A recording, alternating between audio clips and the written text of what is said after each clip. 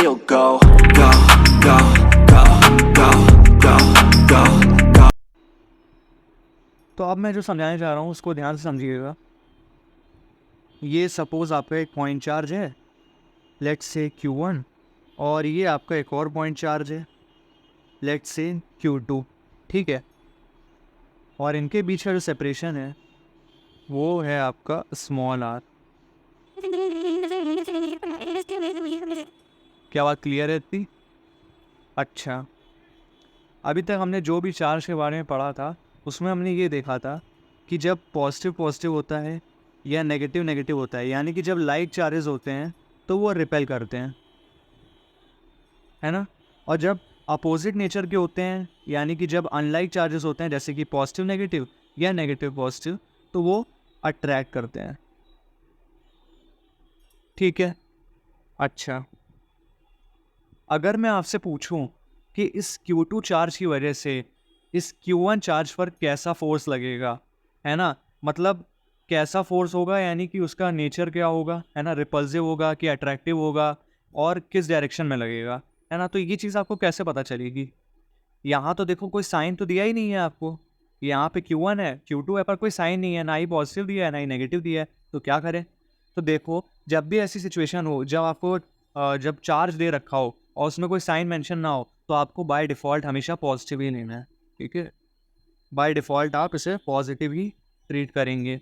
जब साइन नहीं दिया तो आपको पॉजिटिव ही ट्रीट करना है, ओके। अब देखो, मैंने आपसे पूछा था कि इस Q2 की वजह से इस Q1 पर कैसा फोर्स लग रहा है।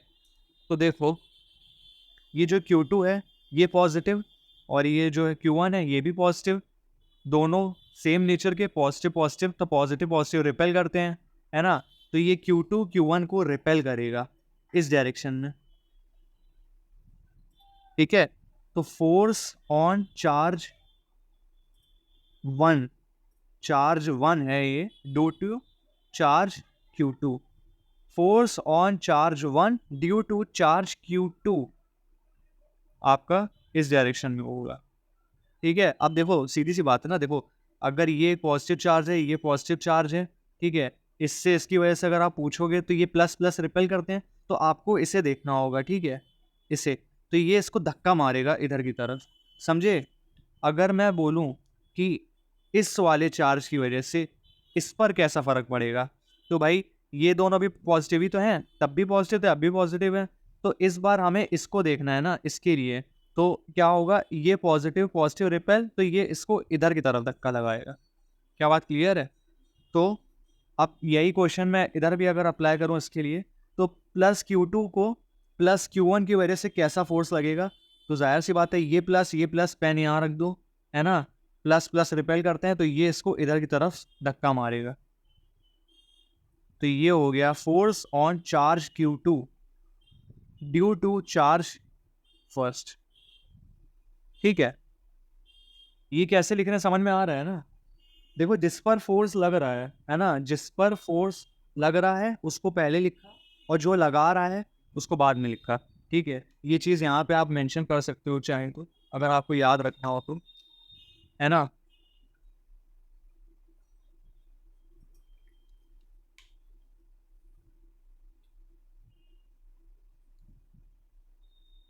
जिस पर लग रहा है फोर्स, और ये जो लगा रहा,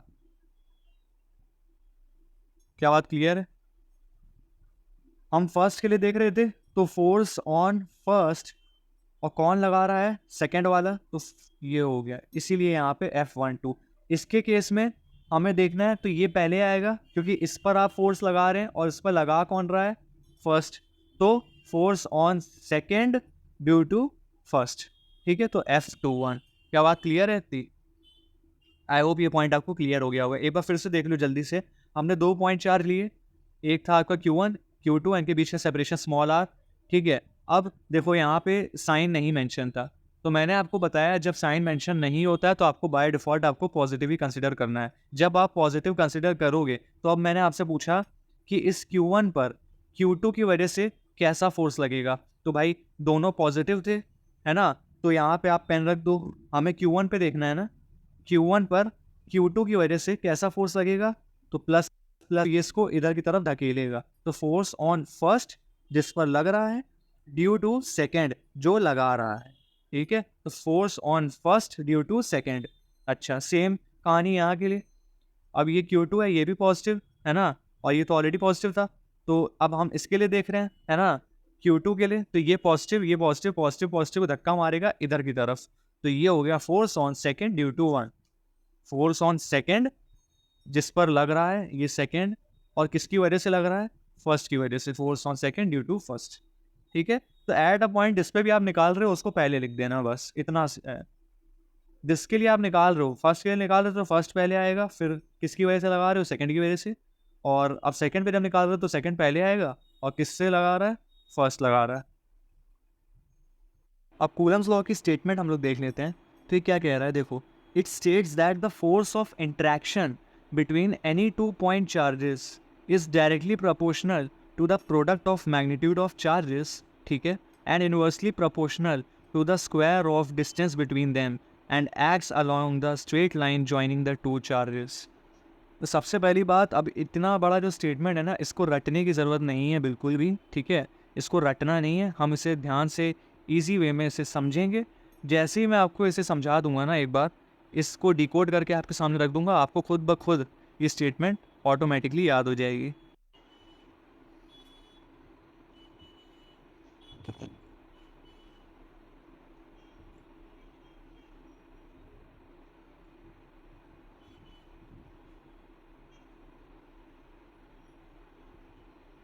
तो देखिए, इस स्टेटमेंट को अब हम डिकोड कर लेते हैं, ठीक है, और जब मैं स्टेटमेंट को आपके सामने एकदम डिकोड कर दूंगा ना, तो आपको देखना ऑटोमेटिकली ये स्टेटमेंट रटने की ज़रूरत नहीं पड़ेगी, अपने आप आ जाएगी। देखना कैसे, देखो ये 2 पॉइंट चार्जेस हैं Q1 और Q2, और ये इनके बीच का जो सेपरेशन है वो है स्मॉल r, ठीक है। अब देखो स्टेटमेंट क्या कह रही है, it states that the force of interaction, force यानी कि F से हम इसको यहाँ डिनोट कर रहे हैं, फोर्स ऑफ इंट्रैक्शन, इंट्रैक्शन मतलब कि जो रिपल्जन या अट्रैक्शन होता है चार्जेस का, उसी की बात हो रही है, ठीक है। तो इसलिए यहाँ पे इंट्रैक्शन वर्ड यूज़ किया है, interaction between any 2 point charges, 2 point charges के, is directly proportional to the product of magnitude of charges, ठीक है, is directly proportional to the product of magnitude Q1 और ये Q2 के ऑफ चार्जेस, ठीक है, और inversely proportional to the, inversely proportional का साइन लगा दिए ये, है ना, ऑफ डिस्टेंस बिटवीन देम, ये इनके बीच का डिस्टेंस है r, तो इसका स्क्वायर कह रहा है, ठीक है।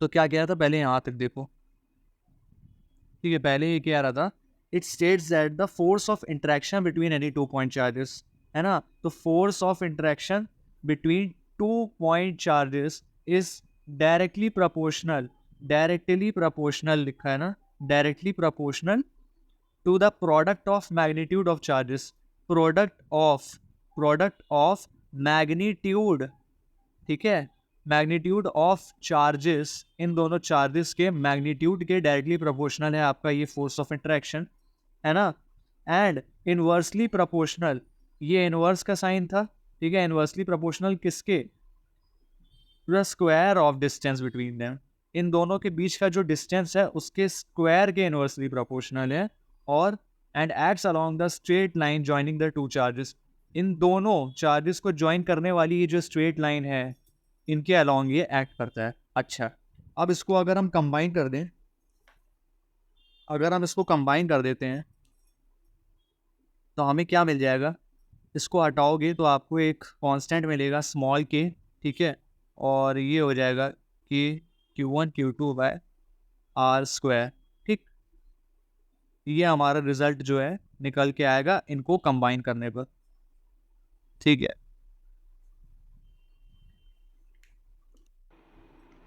तो देखिए ये जो 1/r² लिखा है ना, ये वही इनवर्स स्क्वायर लॉ ही है ना, जो आपने ध्यान होगा, आपको ग्रेविटेशन में आपने पढ़ा होगा, वही यूनिवर्सल लॉ ऑफ ग्रेविटेशन। तो उसमें हम क्या करते थे, कैपिटल G m1m2/r² करके लिखते थे, है ना, ग्रेविटेशनल फोर्स के लिए। यहाँ पे क्या है, इलेक्ट्रोस्टैटिक के केस में बिल्कुल वैसे ही है, बस वहाँ पे मासेस की बात होती थी, यहाँ पे आपके पॉइंट चार्जेस की बात होती है, ठीक है, और यहाँ पे वहाँ पे कैपिटल G था, यहाँ पे स्मॉल के आपका यूज़ होगा, ये एक कांस्टेंट है।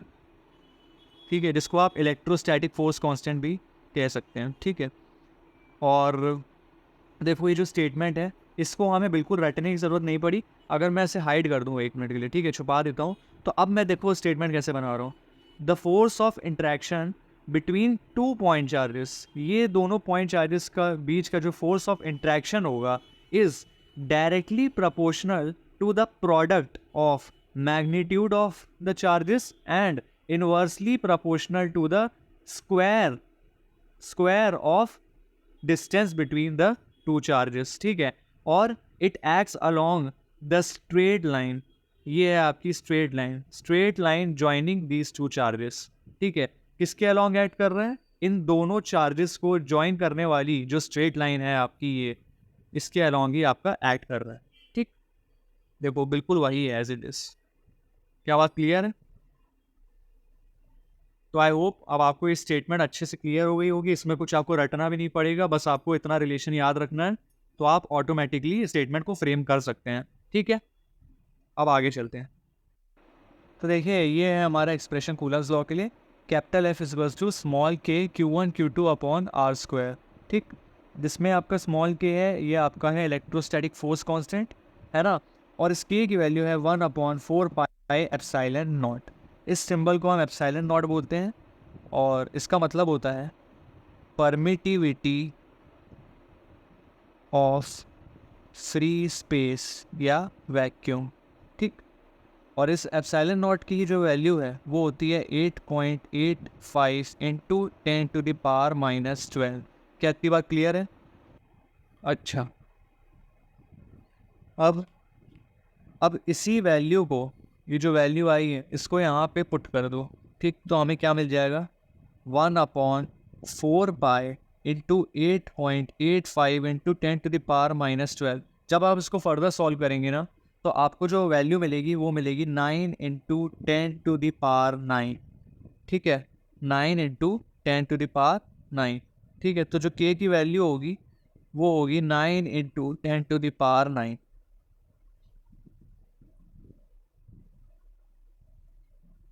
क्या बात क्लियर है इतनी?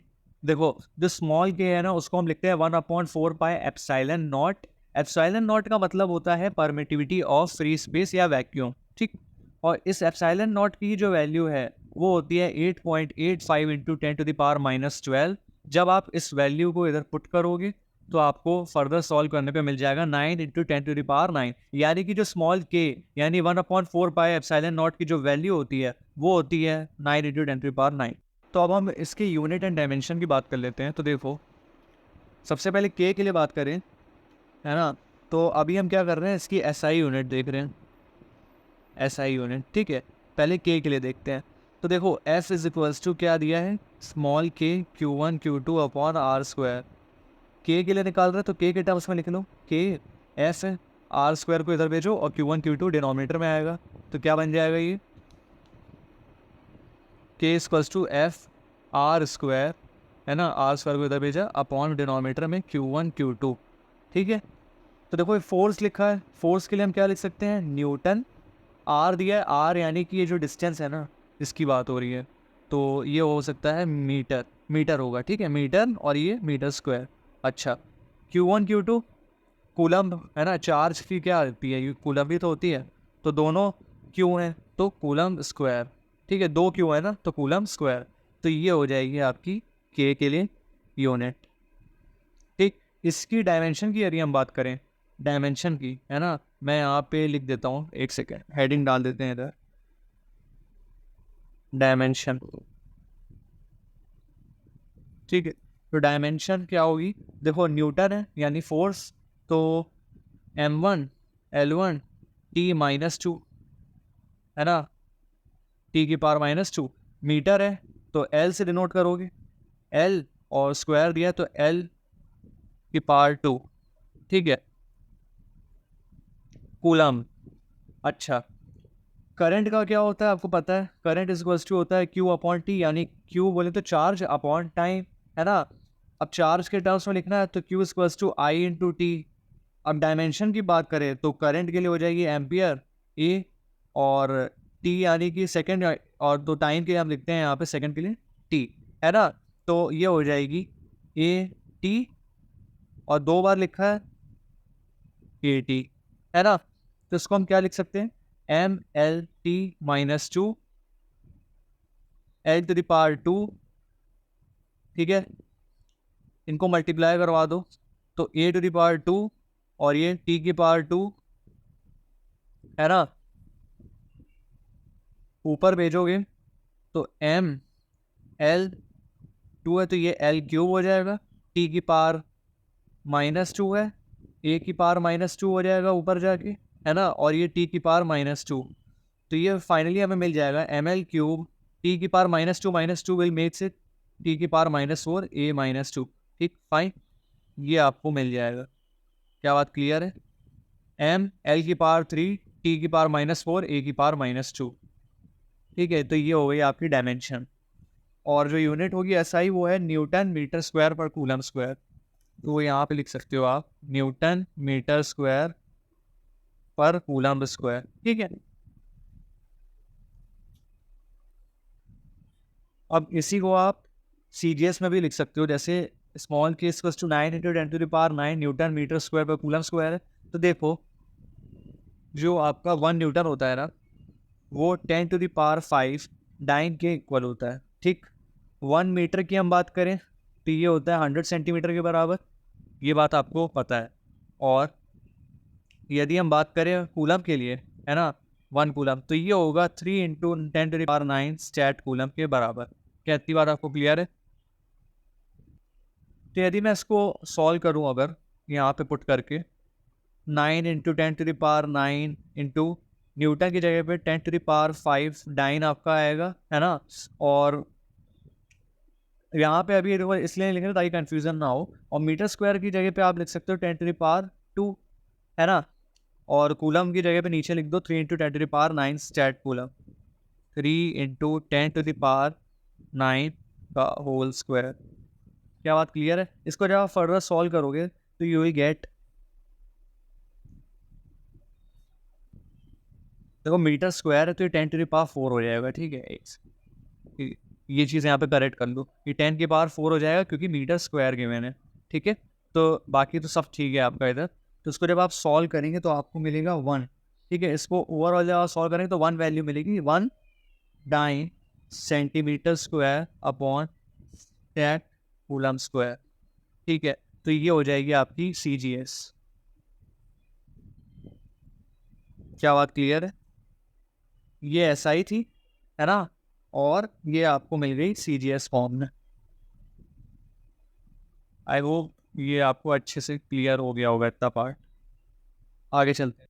अब देखो यहीं पे हम एप्सिलॉन नॉट के लिए भी देख लेते हैं। यहाँ मैं थोड़ा सा स्पेस ले लेता हूँ मेरा,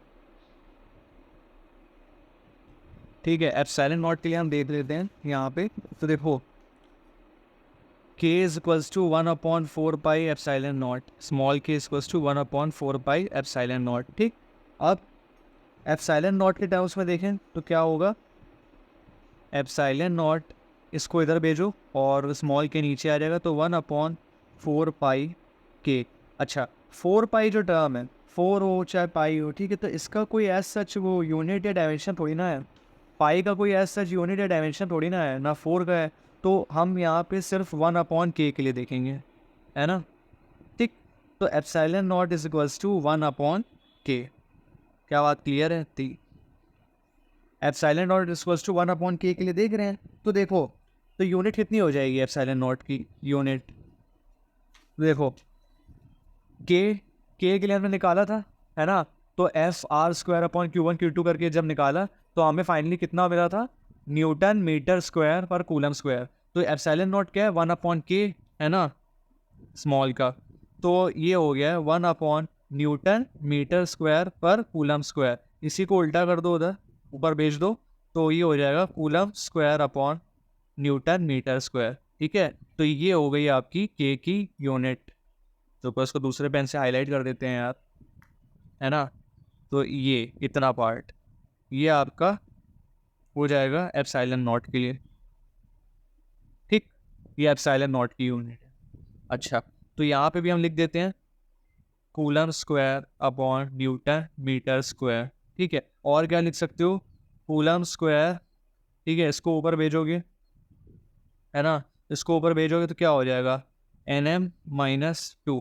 क्या बात क्लियर है, ये -1, ठीक है। तो इस तरीके से भी आप लिख सकते हो, ठीक है। और सिमिलरली इसके लिए भी आप लिख सकते हो, चाहो तो कोई दिक्कत नहीं है, ठीक है। अब इसका डायमेंशन देख लो, डायमेंशन डी से लिख देता हूँ मैं, इसको डी डिनोट कर देता हूँ, ठीक है, डी फॉर डायमेंशन। तो coulomb square upon newton metre square लिखा है ना, तो देखो बिल्कुल ठीक इसी का उल्टा है। तो देखो कूलम स्क्वायर के लिए आपका होता है ए स्क्वायर टी स्क्वायर, है ना, तो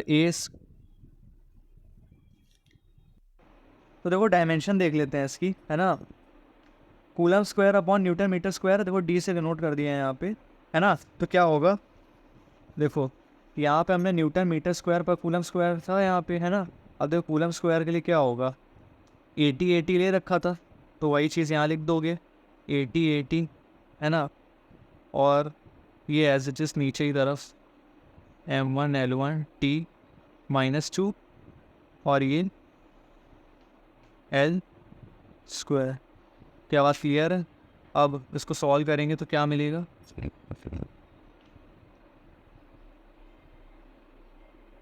A की पावर 2 T की पावर 2, ठीक है, M1L³ T की पावर -2, ठीक, M-1 L-3 T-2 ऊपर ले जाओ, 2 - 2 0, और रुको नहीं, इसको ऊपर भेजोगे तो T+2 और ये 2, ये हो जाएगा 4 और ये A2, ठीक है, M-1 L-3 T4 A2। क्या बात क्लियर है। तो ये हो गई आपकी डायमेंशन एप्सिलॉन नॉट, यानी कि परमिटिविटी ऑफ फ्री स्पेस या वैक्यूम के लिए, ठीक है। क्या बात क्लियर है थी। अब इसको एक बार क्विकली समराइज कर देता हूँ मैं। तो देखिए F= होता है आपका small k Q1 Q2 upon R square. क्या बात क्लियर है, ठीक है। और इसी के को हम लिख सकते हैं 1/4 पाई एप्सिलॉन नॉट, ठीक। बाकी ये as it is Q1 Q2 upon R square, है ना। और इसी की वैल्यू जो है आपकी होती है 9 × 10⁹ newton metre square upon coulomb square. तो k = 1/4 पाई एप्सिलॉन नॉट होता है, और इसी की वैल्यू होती है 9 × 10⁹ न्यूटन मीटर स्क्वायर पर कूलम स्क्वायर। क्या बात इतनी क्लियर है आपको। अच्छा, अब ये जो टर्म है एप्सिलॉन नॉट, इसको हम कहते हैं परमिटिविटी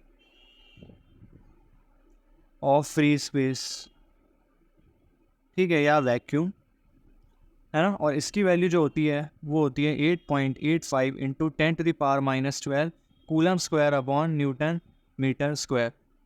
क्या बात इतनी क्लियर है आपको। सो आई होप ये पॉइंट्स आपको अच्छे से अब क्लियर हो गए होंगे, ठीक है। आगे चलते हैं। तो आपके सामने ये क्वेश्चन दे रखा है, पूछ रहा है calculate force and nature of force, यानी कि आपको फोर्स की वैल्यू भी बतानी है कितनी है, और नेचर भी बताना है कि ये अट्रैक्टिव होगा या रिपल्सिव होगा। तो देखो दो आपको पॉइंट चार्ज दे रखे हैं, 3 माइक्रोकूलम और -6 माइक्रोकूलम का। तो आपको देखना पड़ेगा कि इसका नेचर कैसा है। तो नेचर में हम क्या देख रहे हैं, ये पॉजिटिव है ये नेगेटिव है। तो सीधी सी बात है, पॉजिटिव नेगेटिव होता है तो अट्रैक्टिव नेचर का होता है, तो ये अट्रैक्टिव होगा, ठीक है। पॉजिटिव नेगेटिव देख के ही हमने डिसाइड कर लिया। अच्छा, ये नेगेटिव देखो कंफ्यूज तो नहीं हो रहे हो ना, नेगेटिव साइन है, ये डैश डैश के चक्कर में कंफ्यूज मत होना, ठीक। इसके साथ नेगेटिव साइन इंक्लूड है, ओके। अच्छा, एक प्लस था एक माइनस था, तो ये अट्रैक्टिव नेचर का हो गया।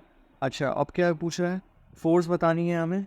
आर इसका दे रखा है आपको 3 सेंटीमीटर, 3 सेंटीमीटर है, बट हमें मीटर में ही चाहिए होता है। तो सेंटीमीटर से मीटर में क्या करोगे भाई, देखो 1 मीटर = 100 सेंटीमीटर होता है, ठीक है। 1 मीटर = 100 सेंटीमीटर। तो अगर मैं 1 सेंटीमीटर के हिसाब से देखूं तो कितना हो जाएगा, 1/100, है ना। और ऐसे ही अगर अपन 3 सेंटीमीटर के लिए देख लें तो कितना होगा, 3/100, यानी 3 × 10⁻⁻2 मीटर। क्या बात क्लियर है। वैसे ही आपको पता होगा, बट स्टिल अगर कुछ लोगों को डाउट है तो देख लो ये कैसे क्या हो रहा है, ठीक है। तो आर आपका हो जाएगा 3 × 10⁻⁻2 मीटर। अगर सेंटीमीटर में दिया हो तो मीटर में कन्वर्ट करके ही निकालना, ठीक है, मीटर में कन्वर्ट करना ज़रूरी है। अच्छा, अब ये क्या दे रखा है, 3 माइक्रोकूलम का चार्ज और -6 माइक्रोकूलम का चार्ज। Q1 है 3 microcoulomb, 1 microcoulomb is to 10 to the power -6, तो 3 into 10 to the power -6 coulomb. For Q2 -6 microcoulomb है। देखो -6 माइक्रोकूलम है, बट हम माइनस साइन यानी कि नेगेटिव साइन जो है उसे नहीं कंसिडर करेंगे, ठीक है, हम सिर्फ पॉजिटिव ही लेंगे।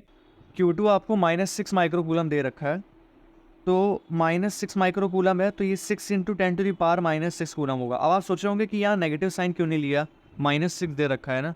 तो देखो -6 माइक्रोकूलम है, देखो अगर जैसे हमें नेचर पता करना होता है तो उसके लिए हम साइन कंसिडर करेंगे, लेकिन जब हम कैलकुलेशन कर रहे होंगे फोर्स वगैरह के लिए तो वहाँ पे हम साइन पॉजिटिव ही लेंगे, ठीक है, माइनस साइन को नहीं कंसिडर किया जाएगा। उसका रीज़न है क्योंकि हमने पढ़ा था जो स्टेटमेंट थी कूलम्स लॉ की, उसमें लिखा हुआ था जो आपका फोर्स ऑफ इंटरेक्शन होता है वो आपका डायरेक्टली प्रोपोर्शनल होता है किसके, magnitude of product of charges. तो मैग्नीट्यूड के चलते हमने वहाँ पे मॉड लगा दिया था, है ना, मॉड लगा दिया था, तो उस वजह से जो है हम नेगेटिव साइन नहीं ले सकते, हमें पॉजिटिव ही लेके चलना पड़ेगा। तो अब देखिए F is equals to small k Q1 Q2 upon R square, ठीक, तो स्मॉल के यानी कि 9 इंटू 10 टू द पावर 9, ठीक है, ये 1/4 एप्सिलॉन नॉट होता है ना, और उसकी वैल्यू होती है 9 इंटू 10 टू द पावर 9, है ना। और Q1 की वैल्यू कितनी है, 3 इंटू 10 टू द पावर -6, और Q2 होगा 6 इंटू 10 टू द पावर -6, ठीक, और डिस्टेंस हो गई 3 इंटू 10 टू द पावर -2 का होल स्क्वायर, तो ये हो जाएगा 9 इंटू 10 टू द पावर 9, ठीक है ना, और ये था आपका 3 into 10 to the power -6 into 6 into 10 to the power -6, ठीक है। अभी हम इसको कुछ नहीं करते, 9 इंटू 10 टू द पावर, इसका देखो स्क्वायर है ना, तो 3 का स्क्वायर 9, और ये हो जाएगा 10 टू द पावर -4, ठीक है, 9 से 9 कैंसिल आउट, कितना हो जाएगा 3 इंटू 6 कर दो 18, 10 to the power -6 10 to the power -6, तो ये हो गया 10 टू द पावर 9 ऑलरेडी यहाँ लिखा है, और ये हो गया 10 to the power -6 makes it 10 to the power -12, और इस 10 टू द पावर -4 को ऊपर भेज दो इंटू 10 की पावर +4, 18 इंटू 9 -12 +4 कितना होगा, 9 -12 -3 +4 +1, 18 इंटू 10 टू द पावर 1 यानी कि 180 न्यूटन। क्या बात क्लियर है। तो फोर्स आपकी जो आई निकल कर वो है 180 न्यूटन, और इसका जो नेचर है वो अट्रैक्टिव है, ठीक है, ये हमने स्टार्टिंग में ही देख लिया था। आई होप ये न्यूमेरिकल आपको अच्छे से क्लियर हो गया होगा। क्या बात क्लियर है, कुछ नहीं था, देखो प्लस था ये माइनस था, ठीक है, नेचर हमने बता दिया यहाँ से, पॉजिटिव नेगेटिव आपका अट्रैक्टिव होता है, ठीक है। अब रेडियस इसकी डिस्टेंस जो इसकी है वो 3 सेंटीमीटर दे रखी है, तो r is equals to 3 centimetre, पर हमें तो मीटर में चाहिए, तो सेंटीमीटर को मीटर में कन्वर्ट करने का तरीका क्या होता है, 1 मीटर इक्वल्स टू 100 सेंटीमीटर होता है, और 1 सेंटीमीटर के लिए देखेंगे तो 1/100, ठीक है, तो ऐसे ही 3 सेंटीमीटर के लिए था तो 3/100, तो 3 इंटू 10 टू द पावर -2। अब ये सब तो आपको आई गेस पता ही होगा, है ना, इसको ये 10 का स्क्वायर इसको ऊपर भेजोगे तो 10 टू द पावर -2 ही तो होगा, है ना, तो ये हो गया 3 into 10 to the power -2 metre. अच्छा, Q1 3 माइक्रोकूलम, ठीक है, तो 3 into 10 to the power -6 coulomb, 1 microcoulomb आपका 10 टू द पावर -6 कूलम के बराबर होता है, तो इसीलिए 3 into 10 to the power -6 coulomb, ठीक है, और ये -6 माइक्रोकूलम है ना, तो यहाँ पे हम लिखेंगे 6 इंस्टेड ऑफ -6, माइनस साइन इसलिए नहीं ले रहे दोस्त क्योंकि जो आपका फोर्स ऑफ इंट्रैक्शन है वो डायरेक्टली प्रोपोर्शनल होता है magnitude of product of charges, है ना, दोनों के जो चार्जेस हैं आपके दोनों पॉइंट चार्जेस इनके मैग्नीट्यूड के प्रोडक्ट के आपके बराबर होता है, आई मीन डायरेक्टली प्रोपोर्शनल होता है, तो इस वजह से जो है हमें मैग्नीट्यूड यानी कि मॉड कंसिडर करना होता है, तो वहाँ पे हम नेगेटिव साइन नहीं यूज़ कर सकते, तो हमें बाय डिफ़ॉल्ट इसे पॉजिटिव ही लेना पड़ेगा। तो 6 into 10 to the power -6 coulomb हो गया। तो F is equals to small k Q1 Q2 upon R square, यही स्मॉल के आपका होता है 1/4 पाई एप्सिलॉन नॉट, और इसी की वैल्यू होती है 9 इंटू 10 टू द पावर 9। चलो उसको रख दिया, फिर एज इट इज़ वैल्यू फॉर्मूले में पुट करी, ठीक है, फिर देखो इसको हमने सॉल्व किया and we got 180 newton. I hope ये न्यूमेरिकल आपको अच्छे से क्लियर हो गया होगा। चलिए क्वेश्चन देख लेते हैं क्या लिखा है। 2 charge particles carrying equal charge are placed 10 meter apart in vacuum. If electrostatic force between them is 0.9 Newton, find charge on each particle. अच्छा, इक्वल चार्ज है मतलब Q1 is equals to Q2 is equals to Q, ठीक, इसको Q ले लेना। अच्छा, अब क्या कह रहा है, are place 10 metre apart in vacuum, ठीक है, Q और Q ये 10 मीटर अपार्ट है, ठीक है, इन वैक्यूम में, ठीक। अब देखो हम क्या करेंगे, फॉर्मूला क्या था, F is equals to small k Q1 Q2 upon R square, ठीक है। S की वैल्यू देखो 0.9 न्यूटन है, ठीक है, गिवन है ये, और K होता है आपका 9 इंटू 10⁻⁹, और Q1 Q2 तो बराबर ही है यार, तो दोनों को Q लेना है हमें, तो ये 0.9 हो गया, 9 इंटू 10⁻⁹, ठीक है, और ये Q into Q square upon R square. R की वैल्यू 10 मीटर दे रखी है ना, तो 10 का स्क्वायर। क्या बात क्लियर है? तो देखो 0.9 9 into 10⁻⁹ into Q square upon 100, 100 को इधर भेज दो, 0.9 इंटू 100 अपॉन में इसको नीचे ले जाओ, 9 into 10⁻⁹ equals to Q square. 0.9 into 100 अगर आप करते हो तो आपको मिलेगा 90, ठीक है, 90 में से अगर आप इसको रिड्यूस करोगे तो आपको ऊपर मिलेगा 10, तो ये 10⁻1 अपॉन 10⁻9 हो जाएगा, ठीक है, Q स्क्वायर। तो Q square is equals to 10⁻1 into 10⁻⁻9। क्या बात क्लियर है? ठीक है, ये कितना हो जाएगा, Q स्क्वायर इक्वल्स टू 10⁻⁻8, ठीक है। फर्दर सॉल्व करें, इसको रूट ले लो तो फिर आपको मिल जाएगा 10⁻⁻4 कूलम, ठीक है, और आप इसको लिख सकते हो 100 माइक्रो कूलम के बराबर, ठीक है। तो आई होप ये न्यूमेरिकल आपको अच्छे से क्लियर हो गया होगा, ठीक है। क्वेश्चन दे रखा है आपके सामने, the electrostatic force of repulsion between two positively charged ions carrying equal charges. तो देखो पहली बात, इलेक्ट्रोस्टैटिक फोर्स ऑफ रिपल्जन है ना, रिपल्जन तो ऑफ कोर्स लाइक चार्जेस होंगे, ठीक है, बिटवीन टू पॉजिटिवली चार्ज, तो देखो हमें बता दिया कि दोनों पॉजिटिव हैं, ठीक है, तभी तो रिपल्जन हो रहा होगा। Carrying equal charges, equal charges का मतलब है Q1 is equals to Q2, इसको Q ले लो, ठीक है, दोनों को, दोनों इक्वल है ना, Q1 is equals to Q2, जिसको हम Q ले सकते हैं दोनों को, है ना। इस 3.7 इंटू 10⁻⁻9 न्यूटन, ये आपको फोर्स दे रखा है, लिखा है when they are separated by distance of 5 angstrom, ठीक है, ये आपको डिस्टेंस दे दी है, ठीक है। तो how many electrons are missing from each ion, तो देखो कैसे करेंगे, Q1 Q2 की वैल्यू सेम, तो ये Q ये Q, ठीक, पॉजिटिवली चार्ज हैं तो पॉजिटिवली चार्ज हैं, ठीक है। डिस्टेंस कितनी है, 5 एंगस्ट्रॉम, ठीक है, इसको एंगस्ट्रॉम बोलते हैं सिंबल को, ठीक है, तो ये हो गया 5 एंगस्ट्रॉम, ठीक। अच्छा, एंगस्ट्रॉम जो होता है ना आपका, 1 एंगस्ट्रॉम आपका होता है 10⁻⁻10 मीटर के इक्वल, ठीक है, तो 5 एंगस्ट्रॉम होगा 5 इंटू 10⁻⁻10 मीटर के बराबर। क्या बात इतनी क्लियर है, समझ गए? ठीक, तो अब देखो आप फॉर्मूला अप्लाई करो, F is equals to 1/4πε0 Q1 Q2 upon R square, ठीक है।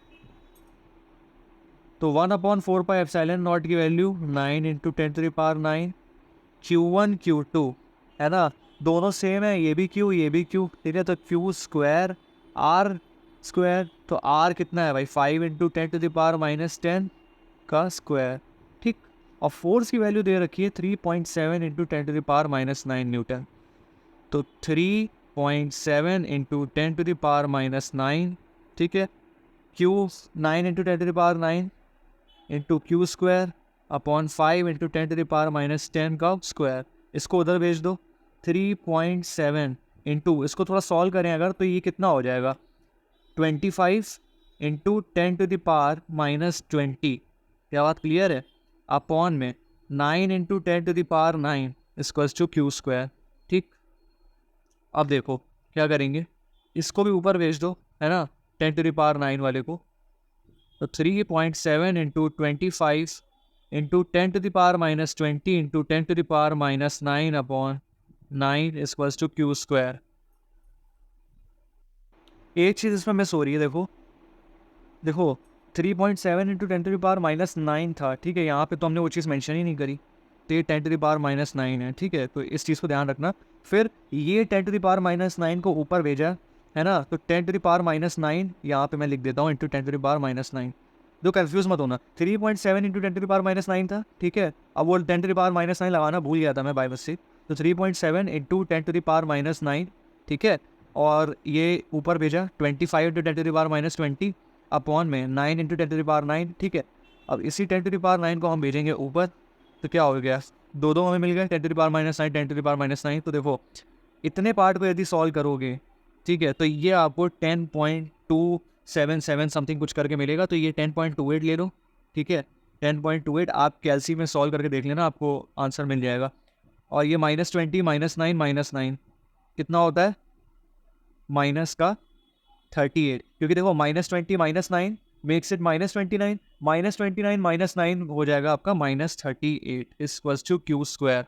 अब अंडर रूट में ले लो तो कितना मिलेगा, क्यू इक्वल्स टू हो जाएगा, अगर आप इसको जब रूट लोगे ना तो आपको मिलेगा अराउंड 3.2 के आसपास इंटू 10⁻⁻90 कूलम। क्या बात क्लियर है? ठीक है, तो ये आपको मिल जाएगा। अच्छा, अब क्या बोल रहा था, how many electrons are missing from each ion. ठीक है, तो देखो आपको एक फॉर्मूला मैंने क्वांटाइजेशन में पढ़ाया था, है ना, Q इक्वल्स टू एनी वाला, ठीक है, प्लस माइनस हो सकता है, Q इक्वल्स टू एनी, अगर आपको ध्यान हो, Q आपका होता है क्वांटिटी ऑफ चार्ज, N होता है नंबर ऑफ इलेक्ट्रॉन्स, और E होता है आपका चार्ज ऑफ इलेक्ट्रॉन। क्या बात क्लियर है? तो अभी हमसे क्या पूछ रहा है, how many electrons are missing from each ion, मतलब नंबर ऑफ इलेक्ट्रॉन्स पूछ रहा है ना, हाउ मेनी इलेक्ट्रॉन्स, वो इसमें कंफ्यूज मत होना, ये होता है नंबर ऑफ इलेक्ट्रॉन, ठीक है, कि कितने नंबर ऑफ इलेक्ट्रॉन्स हैं, और ई होता है आपका चार्ज ऑफ इलेक्ट्रॉन, है ना, जो कि होता है आपका -1.6 इंटू 10⁻⁻19 कूलम, ठीक है, इलेक्ट्रॉन के लिए। तो अभी हमसे पूछा how many electrons are missing, यानी कि हमसे ये एन पूछ रहा है, तो एन इक्वल्स टू क्या लिख सकते हो, क्यू अपॉन ई, है ना, तो क्यू की वैल्यू कितनी है, ये स्मॉल क्यू है ना इधर, तो यार देखो क्यू की वैल्यू इधर स्मॉल क्यू आप ले सकते हो, ठीक है, तो 3.2 इंटू 10⁻⁻19, और इलेक्ट्रॉन का चार्ज तो आपको पता है कितना होता है, 1.6 इंटू 10⁻⁻19, ठीक है, इसको इससे कैंसिल कर दोगे तो आपको 1.6 और 3.2 है तो 2 टाइम्स में चला जाएगा ये, तो आपको n की वैल्यू 2 मिल जाएगी। क्या बात क्लियर है? देख लो इस क्वेश्चन को एक बार अच्छे से, आई होप ये क्वेश्चन आपको अच्छे से समझ में आ गया होगा। ठीक है, कुछ नहीं था इसमें, बहुत इजी क्वेश्चन था। देखो इलेक्ट्रोस्टैटिक फोर्स और रिपल्जन, रिपल्जन का मतलब समझ ही रहे हो, लाइक चार्जेस होंगे, है ना, या तो पॉजिटिव पॉजिटिव या नेगेटिव नेगेटिव, तो इसमें लिखा था बिटवीन टू पॉजिटिवली, तो हमें दे रखा है कि भाई दोनों जो है आपके पॉजिटिवली चार्ज आए हैं, और कैरिंग इक्वल चार्जेस, यानी दोनों की वैल्यू भी सेम है, Q1 इक्वल्स टू Q2, दोनों को Q आप ले सकते हो, और ये दे रखा है आपको फोर्स की वैल्यू 3.7 इंटू 10⁻⁻9 न्यूटन। अच्छा, when they are separated by distance of 5 angstrom, तो how many electrons are missing from each ion. तो पहले हमने कूलम्स लॉ से इसको सॉल्व किया, क्या किया, देखो दो आपके चार्जेस थे, प्लस क्यू, है ना, और इनके बीच का डिस्टेंस था आपका 5 एंगस्ट्रॉम, 1 एंगस्ट्रॉम आपका 10⁻⁻10 मीटर के बराबर होता है, तो 5 एंगस्ट्रॉम मतलब 5 इंटू 10⁻⁻10 मीटर, ठीक। तो फॉर्मूला यूज किया, F equals to 1/4πε0 into Q1 Q2 upon R square. 1/4πε0 की वैल्यू होती है 9 इंटू 10⁻9, ठीक है, और Q1 Q2 दोनों सेम थे, तो दोनों को हमने Q ले लिया, है ना, दोनों को Q लेट कर लिया, तो भाई Q स्क्वायर हो जाएगा, और R आपका कितना है, 5 इंटू 10⁻10 मीटर, तो 5 इंटू 10⁻10 मीटर का स्क्वायर। अच्छा, अब क्या करोगे, फोर्स की वैल्यू भी आपको दे रखी थी 3.7 इंटू 10⁻9 न्यूटन, तो ये हमने यहाँ रख दिया 3.7 इंटू 10⁻9 न्यूटन फोर्स की जगह पे, है ना, और बाकी एज इट इज पूरा है, ठीक। अब आप क्या करेंगे, 5 इंटू 10⁻10 का स्क्वायर जो है इसको इधर भेज दोगे, ठीक, भेज दिया, इसको सॉल्व करने में क्या है, 5 का स्क्वायर 25, और ये 10⁻20 हो गया, ठीक है, और ये 10⁻9 मैं लिखना भूल गया था, तो 3.7 इंटू 10⁻9, ठीक है, ये पूरा एक है ना, और इसको इधर भेजा, फिर ये 9 इंटू 10⁻9 को इसके नीचे भेज दिया, तो बिल्कुल एकदम नॉर्मल कैलकुलेशन की है, फिर उसके बाद कुछ भी नहीं है। जब हमने नॉर्मल कैलकुलेट किया तो देखो क्या मिला, Q equals to 3.2 into 10⁻⁻19 coulomb हमें मिला। फिर हम जानते हैं कि भाई हमसे पूछ रहे हैं how many electrons are missing from each ion, how many electrons, तो क्वांटाइजेशन में हमने पढ़ रखा है यार ये वाला फॉर्मूला, तो हमने डायरेक्टली इसको यहाँ पे अप्लाई कर दिया। इस रिलेशन से हमने नंबर ऑफ इलेक्ट्रॉन्स अपने फाइंड कर लिए, तो टोटल आपका 2 आंसर आपका निकल के आएगा।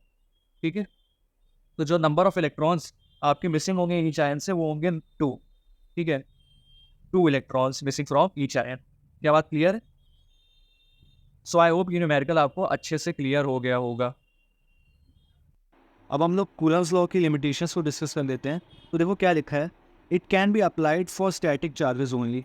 तो स्टैटिक चार्जेस का मतलब है रेस्ट पर जो है, ठीक है, रेस्ट मतलब जो चार्ज आपके रेस्ट पर हैं उन्हीं के लिए ही अप्लाई होगा।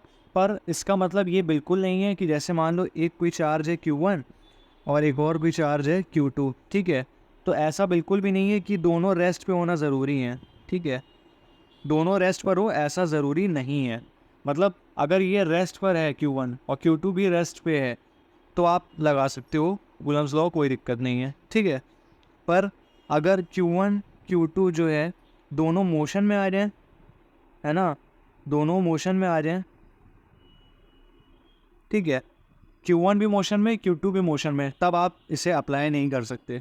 लेकिन अगर मान लो Q1 आपका जो है वो रेस्ट पर है और Q2 जो है वो मोशन में है, ठीक, तब भी आप अप्लाई कर सकते हो। ठीक है, या अगर Q2 रेस्ट पे हो और Q1 मोशन में हो, कोई एक भी अगर रेस्ट पर है तब भी आप इसे अप्लाई कर सकते हैं। ठीक है, अगर एक भी रेस्ट पर है तो भी आपका काम चल जाएगा, दोनों रेस्ट पे हैं तो और बढ़िया है, लेकिन अगर दोनों मोशन में है तो आप अप्लाई नहीं कर सकते। ठीक है, या तो दोनों रेस्ट पर हो या कोई एक चार्ज आपका जो है रेस्ट पर हो, ठीक है, तो आप इसे वहाँ पर अप्लाई कर सकते हो। क्या बात क्लियर है आपकी? आई होप ये पॉइंट आपको अच्छे से क्लियर हो गया होगा।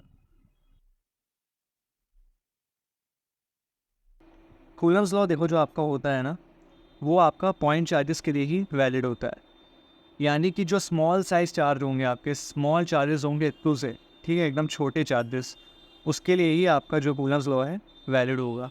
अच्छा, बट अगर हम बात करें बड़ी बॉडीज़ की, एक्सटेंडेड बॉडीज़ जिसको हम कहते हैं, एक्सटेंडेड का मतलब है जो लार्ज साइज बॉडीज़ होंगी, क्या उसके लिए हम अप्लाई कर सकते हैं कूलम्स लॉ? तो देखो उसके लिए भी हम अप्लाई कर सकते हैं, लेकिन उसमें एक कंडीशन है। ठीक है, ऐसे आप नहीं अप्लाई कर सकते। ऐसे तो आप स्मॉल चार्जेस के लिए ही अप्लाई कर सकते हो, बट अगर बड़ी बॉडीज़ के लिए आपको अप्लाई करना है तो उसके लिए कंडीशन अप्लाई होती है। वो कंडीशन क्या है? देखो, अगर जो साइज़ है आपकी बॉडी का, साइज़ ऑफ बॉडी, है ना, और एक है separation between the bodies, separation between bodies, ठीक है, तो अगर एक बॉडी ये है और एक बॉडी ये है, ठीक है,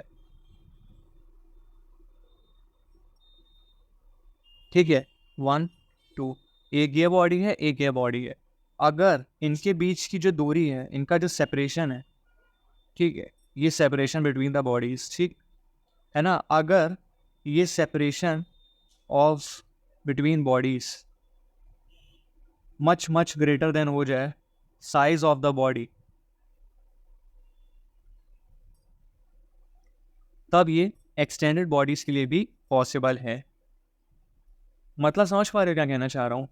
एक्चुअल में जो बॉडी का साइज होगा, ये जो फर्स्ट सेकंड मेंशन किया है, वो कुछ इस साइज की होंगी, ठीक है, और क्योंकि इन दोनों के बीच में ये फर्स्ट ये सेकंड, ठीक है, लगभग समझ लो बराबर ही है, अगर ये फर्स्ट और ये सेकंड है, इन दोनों बॉडीज़ के बीच की दूरी इतनी ज़्यादा कर दो कि ये बिल्कुल एकदम एकदम छोटी सी दिखने लगे, है ना, तब आप इस केस में भी खेल जाओगे बड़े आराम से। मतलब एक्सटेंडेड बॉडीज़ के लिए, यानी एक्सटेंडेड यानी ये बड़े साइज़ वाली बॉडीज़ के लिए भी आप अप्लाई कर सकते हो कूलम्स लॉ, अगर इन दोनों के बीच की दूरी आप बढ़ा दो। देखो कैसे, अगर दोनों बड़े साइज़ की बॉडीज़ हैं, ठीक है, इनके बीच में अगर आप दूरी बढ़ा दोगे तो ये एकदम आपको पॉइंट की तरह दिखेंगी, है ना, इन्हें हम पॉइंट की तरह ट्रीट करेंगे अगर ये इनके बीच की जो दूरी है वो बहुत ज़्यादा हो जाए तो। अगर एग्जाम्पल के तौर पर मैं समझाना चाहूँ तो देखो, फॉर एग्जाम्पल ये जैसे हमारा स्टार है, ठीक, अगर आप यहाँ से स्टार को देखते हो तो स्टार आपको एकदम छोटा सा नहीं दिखता, एकदम पॉइंट साइज का, है ना, एकदम इतना सा दिखता है, एकदम छोटा सा। आप यहाँ से देखो स्टार को, एकदम छोटा सा दिखता है, लेकिन क्या एक्चुअल में, रियलिटी में क्या वो इतना छोटा होता है क्या साइज में? नहीं, एक्चुअल में तो उसका साइज काफ़ी बड़ा होता है, बहुत बड़े साइज का होता है। इवन हमारे प्लेनेट के साइज से भी काफ़ी बड़ा होता है स्टार, बट वो हमें एकदम छोटा सा दिखाई देता है यहाँ से देखने पर, क्योंकि जो डिस्टेंस है हमारी और स्टार की वो इतनी ज़्यादा है कि स्टार आपको जो है एकदम छोटा सा दिखता है, पॉइंट साइज। क्यों दिखता है? क्योंकि हमारी जो डिस्टेंस है स्टार से वो बहुत ज़्यादा है as compare to size of the star. ठीक है, तो जो आपका साइज है स्टार का, उससे भी इतनी ज़्यादा जो है डिस्टेंस है हमारा स्टार से। इस वजह से जो है हमें स्टार एकदम पॉइंट साइज का दिखता है। तो यही चीज़ कहना चाह रहा है यहाँ पे। तो जो बड़ी बॉडीज़ हैं जैसे कि स्टार हो गया या सन हो गया, तो उनके लिए अगर हम कूलम्स लॉ को यूज़ करना चाहें तो तब यूज़ कर सकते हैं जब उनका सेपरेशन काफ़ी ज़्यादा हो। लाइक हमारा और सन का सेपरेशन, सन भी आपको छोटा सा ही दिखता है यहाँ से देखने पर, बट एक्चुअल में तो वो काफ़ी ज़्यादा बड़ा है ना? तो क्यों दिखता है? क्योंकि दूरी बहुत ज़्यादा है। ठीक है, तो उनको हम दूरी ज़्यादा होने की वजह से पॉइंट की तरह ट्रीट कर सकते हैं। तो इसीलिए जो है आप एक्सटेंडेड बॉडीज़ के लिए भी कूलम्स लॉ अप्लाई कर सकते हो। क्या बात आपको इतनी क्लियर है? तो कुल मिला के सेपरेशन जो होगा दोनों बॉडीज़ के बीच का, वो काफ़ी ज़्यादा होना चाहिए एज़ कम्पेयर टू उसका साइज़। अब साइज़ से ज़्यादा सेपरेशन होगा तो एकदम छोटा सा ही तो दिखेगा ऑब्जेक्ट, है ना? छोटा सा ही तो दिखेगा। और एक और एग्जांपल लो, ठीक है? दूसरा एग्जांपल ये हो सकता है, फॉर एग्जांपल जैसे ये कोई एक पर्सन है, ठीक है? ये कोई एक पर्सन है ए, और ये कोई एक पर्सन है बी, ठीक है? अब इन दोनों को आप दूर-दूर खड़ा कर दो, लाइक ये पर्सन है और ये एक पर्सन है ना? अब इनके बीच की दूरी हम लोग रख देते हैं अराउंड 1 किलोमीटर्स, ठीक है? 1 किलोमीटर, ठीक है? 2, एक पर्सन ए है और एक है पर्सन बी। अब दोनों लोगों के बीच की जो दूरी है वो 1 किलोमीटर रख दो, ठीक है? तो शायद ही वो आपको दिखाई भी पड़ेगा, है ना? इतना दूर मतलब समझ लो आप इधर खड़े हो और आपके ठीक सामने 1 किलोमीटर दूर दूसरा बंदा खड़ा है, ठीक है? तो आपको एकदम छोटा-सा नहीं दिखेगा वो, शायद हो सकता है दिखे ही ना बिल्कुल एकदम ना के बराबर, लेकिन अगर दिखेगा तो एकदम इतना-सा दिख रहा होगा आपको, एकदम छोटा-सा, है ना? तो वही चीज़ कहना चाह रहा है कि साइज़ तो यार अब ऐसा तो था नहीं कि वो उसका जो साइज़ था वो एकदम छोटा-सा था।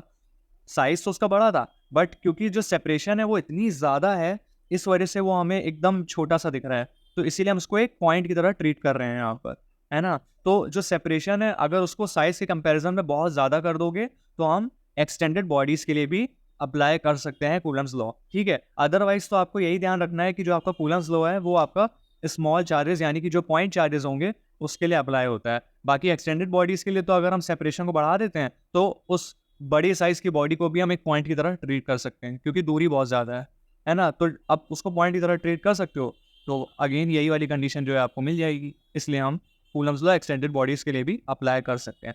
आई होप ये पॉइंट आपको अब अच्छे से क्लियर हो गया होगा। अब अगली जो लिमिटेशन है हमारी उसको आप ध्यान से देखिएगा।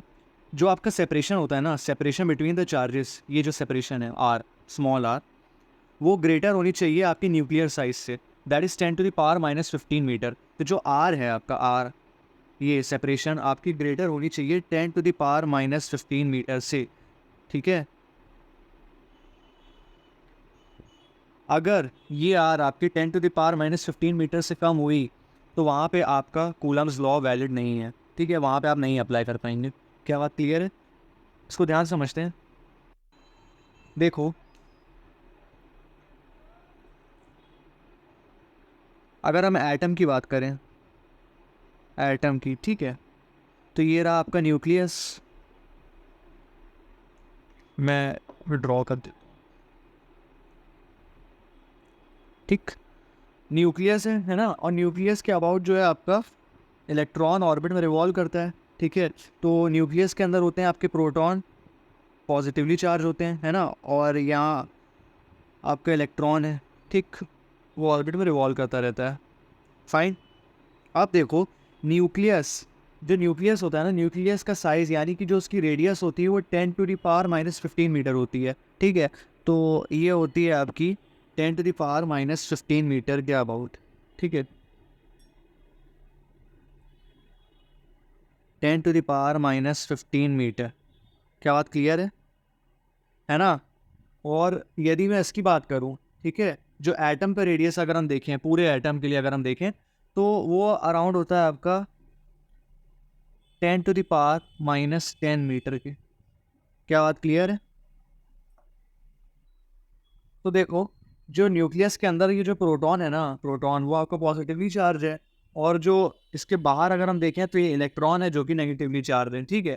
तो न्यूक्लियर साइज जो है, न्यूक्लियर साइज कितना है, वो 10⁻⁻15 मीटर है ना। तो अगर आप न्यूक्लियर साइज से दूर जाओगे, है ना, अगर आप न्यूक्लियर साइज से दूर इधर की साइड आ जाओ, है ना, अगर दूर जा रहे हो, दूर, है ना, दूर अगर आपका चार्ज रखा है, यानी कि प्रोटॉन और इलेक्ट्रॉन अगर आप देख पा रहे हो, इससे अगर आप दूर हो न्यूक्लियर साइज से, तो वहाँ पे क्या होगा, उनके बीच में इलेक्ट्रोस्टैटिक फोर्स अप्लाई हो जाएगा। यानी प्रोटॉन और इलेक्ट्रॉन के बीच में हम इलेक्ट्रोस्टैटिक फोर्स अप्लाई कर सकते हैं, है ना, क्योंकि ये जो आपका न्यूक्लियर साइज है इससे दूर रखा है चार्ज। तो यहाँ पे इन दोनों के बीच में इलेक्ट्रोस्टैटिक फोर्स आपका अप्लाई हो जाएगा, ठीक है। पर अगर मैं क्या करता हूँ, जो आपका जो न्यूक्लियस है ना, अगर आप इसके अंदर की बात करें, इसके अंदर का ये वाला जो पोर्शन है ना, इसके अंदर अगर आप चार्ज रख दोगे, इसके अगर हम अंदर चले जाएंगे, यानी कि जो 10⁻⁻15 मीटर है, उससे भी कम दूरी यदि हुई, उससे भी कम, क्योंकि देखो ये तो 10⁻⁻15 मीटर है, इससे भी यदि कम अगर आपने दूरी पे रख दिया चार्ज को, तो वहाँ पे आपका न्यूक्लियर फोर्स हो जाएगा, ना कि इलेक्ट्रोस्टैटिक फोर्स, ठीक है। तो वहाँ पे आप इलेक्ट्रोस्टैटिक फोर्स अप्लाई नहीं कर सकते।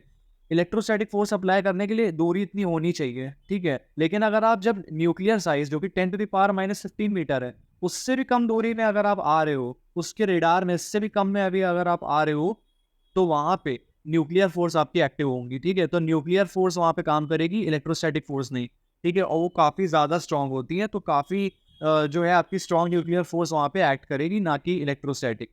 क्या बात क्लियर है?